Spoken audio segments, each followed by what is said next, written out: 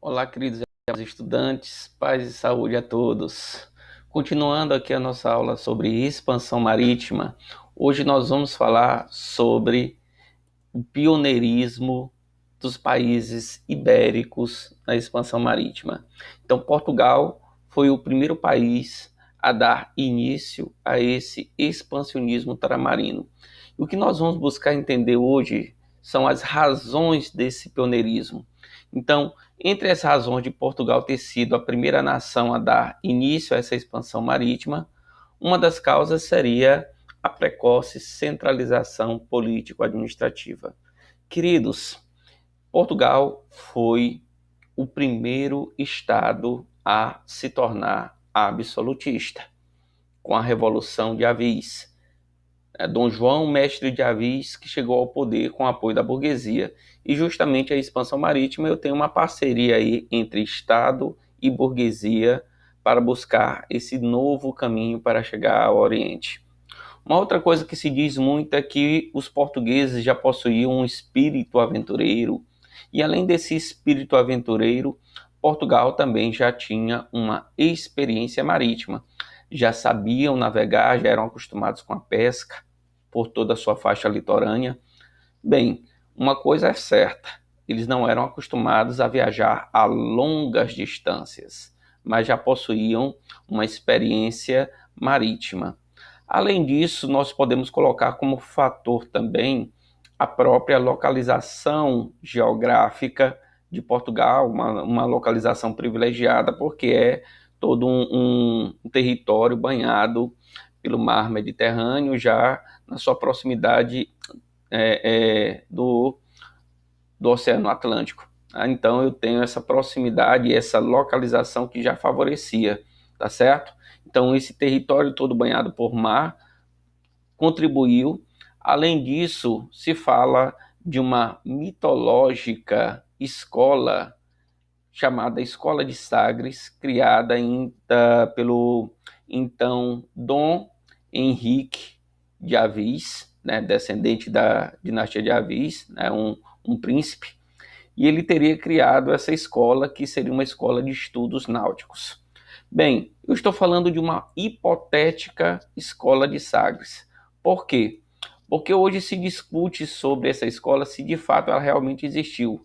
Se era uma escola enquanto prédio, instituição que gerava estudos náuticos, ou se era uma escola apenas enquanto corrente de pensamento, certo? Uma corrente de pensamento que auxiliou para se buscar o desenvolvimento tecnológico, o desenvolvimento cartográfico e, consequentemente, o aprimoramento das caravelas para poder viajar às longas distâncias.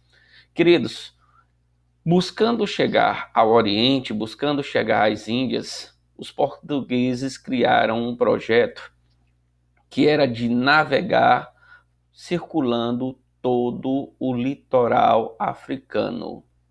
Então, esse projeto de contornar a costa africana foi chamado de Périplo Africano. Galera, quando a gente trabalha essa ideia do expansionismo marítimo português, uma das primeiras conquistas de Portugal se deu ainda no comecinho do século XV, a conquista de Celta. E Celta era um importante entreposto comercial que ficava no norte da África, onde seria a atual região de Marrocos. E Celta era um importante entreposto comercial controlado pelos árabes. Então, essa foi a primeira grande conquista ultramarina portuguesa. A partir do momento que eles controlaram Celta, conseguiram ter um controle sobre uma importante exploração de ouro em um antigo reino do Sahel, que era um dos importantes reinos que existia dentro do continente africano. Além disso, e gradativamente, Portugal foi se expandindo, já por volta de meados, né, do século XV, já contornando o Cabo Bojador, até chegar a contornar o Cabo das Tormentas, que ficava aí no sul do continente africano. Coube a um navegador chamado Bartolomeu Dias contornar aí o Cabo das Tormentas, que depois mudou inclusive de nome para Cabo da Boa Esperança.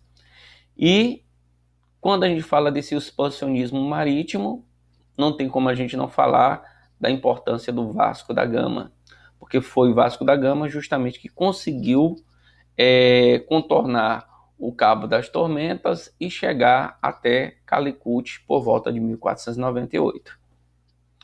Retornou posteriormente para Portugal, trazendo significativos lucros para a coroa portuguesa, para a burguesia, e posteriormente o reino português organizou uma nova expedição, agora liderada por Pedro Álvares Cabral. É aí que nós vamos falar que por volta de 1500 os portugueses teriam aportado em terras que se tornariam futuramente o atual território brasileiro. Tá bom? O outro detalhe, quando a gente fala desse expansionismo ultramarino, como eu disse, Portugal foi a primeira nação a se utilizar desse expansionismo ultramarino, seguido depois pela Espanha. Então, Portugal foi o primeiro estado absolutista, foi o primeiro estado mercantilista, seguido também pelo Reino Espanhol. E o Reino Espanhol vai dar início a esse expansionismo ultramarino com o rei Fernando de Aragão e a rainha Isabel, que era do reino de Castela, né? A união desses dois reinos que formou o Estado absolutista espanhol. E aí, queridos, entra o detalhe. Por quê? Porque a Espanha vai financiar um navegador genovês, Gênova, Itália, né? Esse navegador chamado Cristóvão Colombo. E Cristóvão Colombo já tinha uma ideia diferenciada de mundo. Ele já defendia a ideia de que o mundo era redondo. Bem, mas isso batia de frente com quem? Com a Igreja Católica, que defendia aquela ideia de que a Terra era plana, que nas laterais seriam grandes abismos. E por isso ele teve muita dificuldade de conseguir que seu projeto marítimo fosse financiado. Até que os reis da Espanha, né, conseguiram aí dar esse apoio à navegação de Cristóvão Colombo. E aí Colombo tinha um projeto bem mais audacioso diante dessa ideia do mundo ser redondo, buscando comprovar essa esfericidade da Terra. Ele dizia que ele iria chegar ao Oriente indo para o Ocidente. Então é aí, queridos, que ele vai navegar no sentido oposto, não para o Oriente, mas para o Ocidente. Ele vai sair com 3 caravelas, a Santa Maria, Pita e Nina, né? E nessas 3 caravelas ele vai acabar aportando em um novo território, em um território ainda desconhecido do europeu, o tão chamado Novo Mundo, que vai posteriormente ser chamado de América. Queridos, Colombo chegou ao continente americano por volta aí da América Central, na região aí das colônias de Cuba e São Domingos, que seria hoje atual Haiti e a região aí da República Dominicana. Gente, Colombo chegou à América achando que havia chegado às Índias. E por isso aí o equívoco de Colombo, né? Porque ele achando ter chegado às Índias, nomeou os moradores daqui de índios, achando ter chegado às Índias. Bem, e viajou por várias vezes, né, a América e retornou para a Europa, fez 4 viagens, queridos, só 4 viagens de navegação, achando ter chegado às Índias, quando na verdade Colombo havia descoberto um novo continente. Bem, e o equívoco de Colombo foi descoberto com um outro navegador chamado Américo Vespúcio. Então, Américo Vespúcio que fez algumas viagens e através de estudos cartográficos, um cartógrafo alemão vai criar um novo mapa contendo o continente americano e vai dar o nome, né, e vai homenagear o navegador Américo Vespúcio, por isso o nome América. Américo Vespúcio aí que teria descoberto esse equívoco de Colombo. Na verdade, Colombo não teria chegado às Índias e sim descoberto esse novo continente.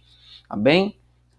Outro detalhe importante, né? Quando a gente fala aí dessa chegada, porque a partir do momento que eu tenho a chegada dos europeus, a chegada de Colombo em 1492, então, a partir desse momento, nós vamos ter já uma nova divisão, digamos assim, geopolítica mundial. porque essas duas grandes potências, Portugal e Espanha, vão buscar dividir as conquistas coloniais, vão buscar dividir o mundo ultramarino. É aí, queridos, que nós vamos entender a divisão do mundo ultramarino entre essas duas nações. E para falar dessa divisão do mundo ultramarino, quem é que vai estar mediando essa divisão? Quem vai mediar? A Igreja Católica.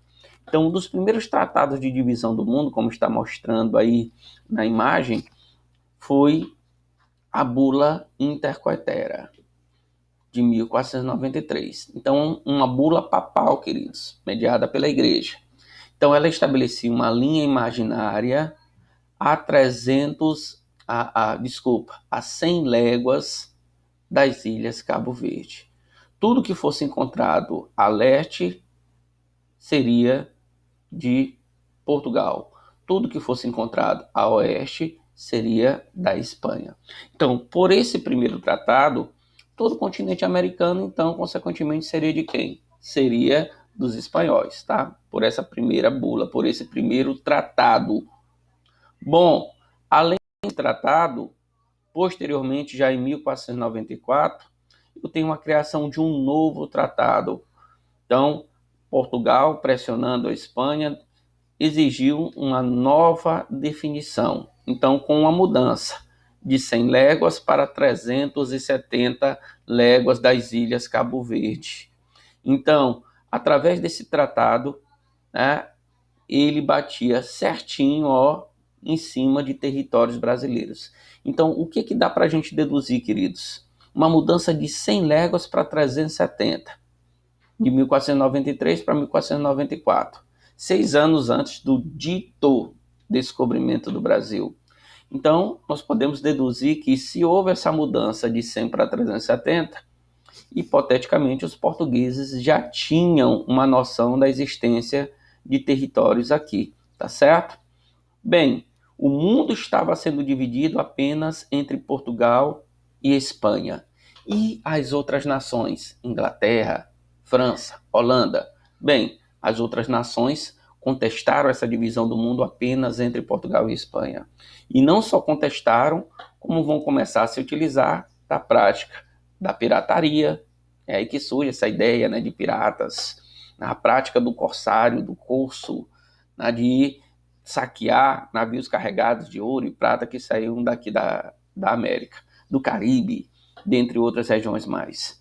Então, vão buscar se utilizar da prática do corso e também se utilizar da invasão, tá certo? Da invasão colonial. É por isso que eu tenho ingleses invadindo e dominando lá a América do Norte, franceses também lá na América do Norte, na América Central também, certo? Por quê? Porque não concordaram com essa divisão do mundo apenas entre Portugal e Espanha. O próprio rei da França chegou a ironizar na época, dizendo e perguntando pelo testamento de Adão. Cadê o testamento de Adão que deixava tudo apenas para Portugal e Espanha? E por fim, queridos, vamos entender como é que ficou o mundo após as grandes navegações. Gente, primeiro, entender que nós vamos ter, a partir das navegações, um mundo globalizado, um mundo interligado. África, Ásia, América. Eu tenho um descobrimento, né, de terras com culturas diferenciadas, populações nativas. Eu vou ter o processo de colonização da América. Então, eu vou ter também a perda de monopólio comercial de árabes, das cidades italianas, tá certo? Então, tudo isso foi um reflexo das grandes navegações. E também não se esqueçam que, a partir das grandes navegações, a burguesia vai se fortalecer economicamente e o capitalismo, consequentemente, vai também ascender. Então, tem um crescimento do capitalismo. Tudo bem? Um abraço a todos. Felicidades.